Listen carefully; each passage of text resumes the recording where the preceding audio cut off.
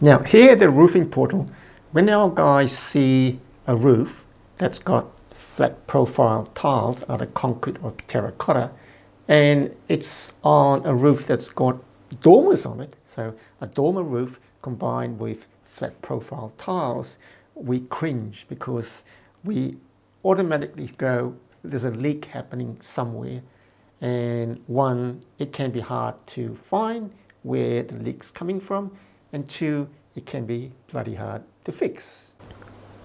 So here's another release of one of our training videos about dormer roof, flat profile roof tiles, and a leak, and how to go about finding where the leak is, so we got some hope of actually fixing it. So this is what you see on the roof. So looking at this, what do you think? Where is the water coming in? So that's a challenge today, is to figure out what exactly is causing this leak at the base of the valley.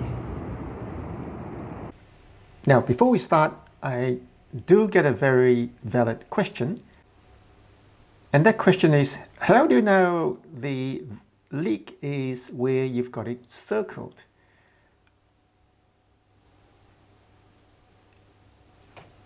Well, that's a good question.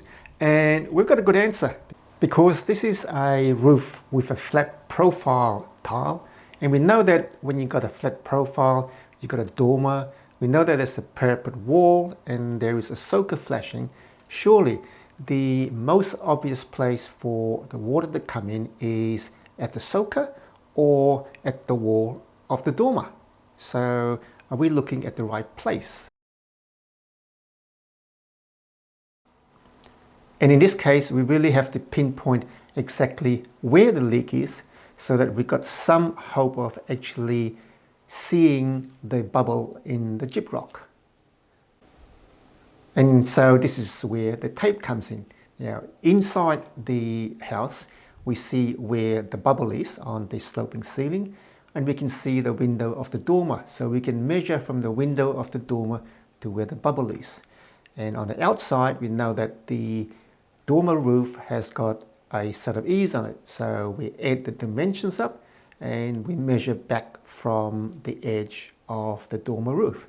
And it's about 2.4, 2.5 meters is where the bubble on the ceiling is. So we have pinpointed exactly where the leak is, and it is at the base of the valley. Now that we're pretty sure the location of the leak, we need to have a look at the roof itself. Now, we can see that there's been a few repairs done on the roof, and the feedback is that this is a leak that's been happening for a long time and no one's been able to get it repaired. So if you look at the pointing on the roof, we can see that the hip where the lead flashing is, and also at the apex of the valleys, they've been repointed. So it seems like there's been a roofer previously who's thought that it's coming in at the ridges, and he's done the repointing unsuccessfully.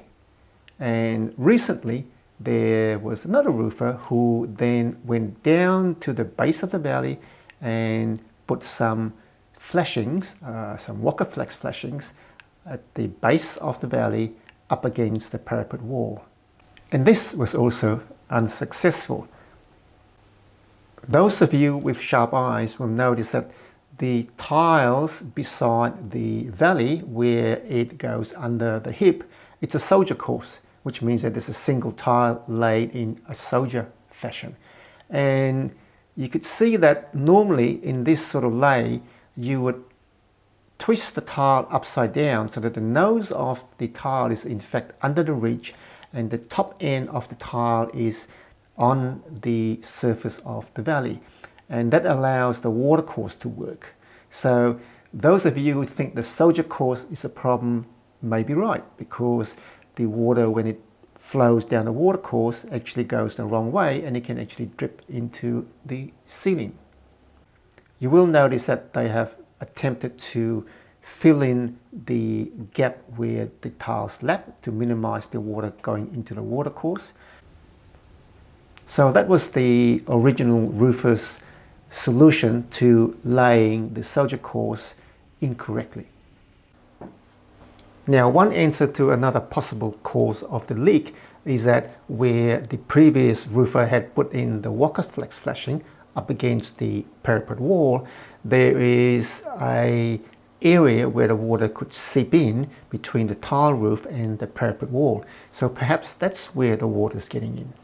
So there's a few possible areas where the leak originates. So what do you think is the real reason that this roof is still leaking? Well, to find out, we got to keep digging. And there's one location that looks a bit suspicious.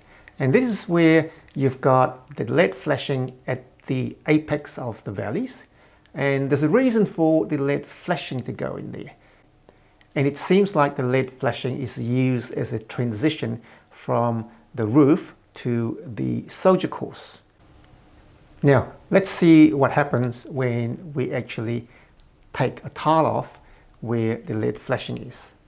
Have another look. We've pulled this transition apart, and it's quite likely that we have a leak from here rather than from the lapse on the soldier, because so this is tile that's cut like that to fit there.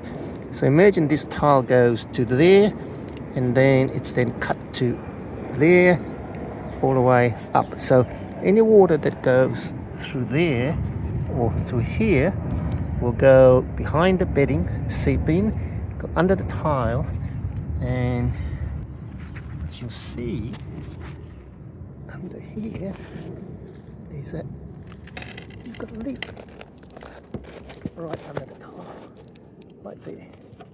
So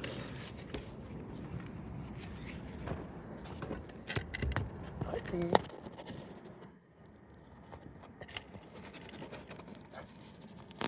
can see the leak's been happening for long. So it seems like it's a tricky intersection. There's capillary action happening on the flat profile tiles, and it's caused water to weep in under the ridge capping and drip onto the sarking, and then it'll run down the sarking beside the valley and eventually land where the base of the valley is and cause the wearing away of the gyprock ceiling and the wet patch that would never go away. So, which one of you actually thought that the LED flashing at the apex of the valleys could be potentially the location of the water ingress?